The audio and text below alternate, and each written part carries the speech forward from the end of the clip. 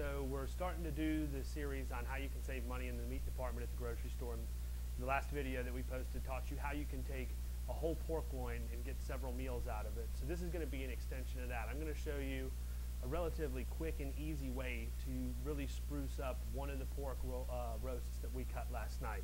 So if you'll remember from the other video, I had one that was really kind of from the very end that was relatively loose in nature, and then I had this one which actually cut into the center part of the loin, which has a little bit more density to it. I wanted this one because what we're getting ready to do is not necessarily an easy cut. So I'm going to start at the top, and I'm just going to cut and peel the pork roast. And I'm going to peel it as I cut it.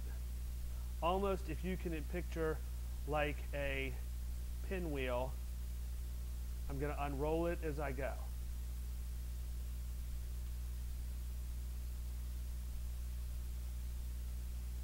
And I can understand that, you know, this is not necessarily an easy thing to perform unless you've got experience doing it.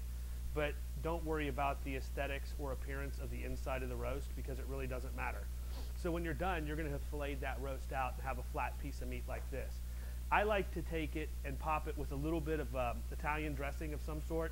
This is some of the Ken Steakhouse red wine, vinegar and olive oil. I'm just going to put a little bit of that on the outside and smear it over. And I'm going to take and pop some breadcrumbs on it and coat them, and coat it. And I want to make sure I've got a pretty decent coating on there because I like this to have a little bit of crust on it when it comes out of the oven. So I'm going to take that and turn it over now. The next thing I'm going to do is I'm going to go ahead and season the inside of it. And the easy way to do this is to go ahead and just use some of this pre-made garlic spread that you can probably get at your store's bakery. It's not a refrigerated item. So I just get that and I smear that all over the inside of it. Like Paula Deen says, butter makes everything better, right? So we're going to get a nice coat of that butter, or spread, whatever that means. Next thing I'm going to do is I'm going to go ahead and I'm going to line it with spinach.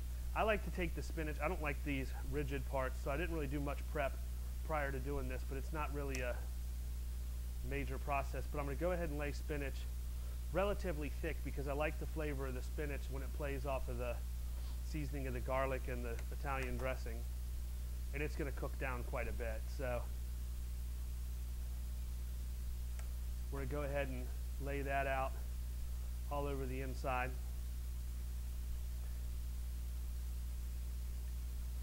And then I'm going to mat that down with slices of mozzarella cheese. Okay? I'm just going to take that and put it on top of the spinach and layer it. And I'm going to take my pork roast and roll it back up. Now, if you don't have kitchen twine at your house, you're going to want to have some for this. So I'm going to take my twine and cut it once just to make sure I've got enough to get it coated.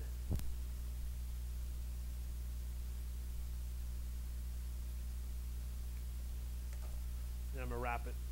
So I'm going to drop it on top, come around, tie a nice healthy knot on it, come back and double knot it.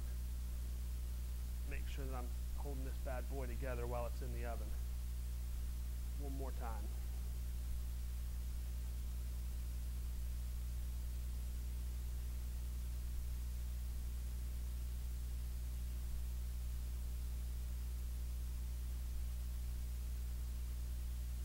Just enough to hold it together so I can pick it up and transfer it over into a roasting dish when I'm ready to cook. Now, that is not necessarily the easiest cut to do, but you can do it. It's not, like I said, it doesn't have to be perfect. I'm going to hit this one more time with some breadcrumbs. Pop it in a roasting dish, stick it into the oven, and cook it according to the directions in the post. That easy.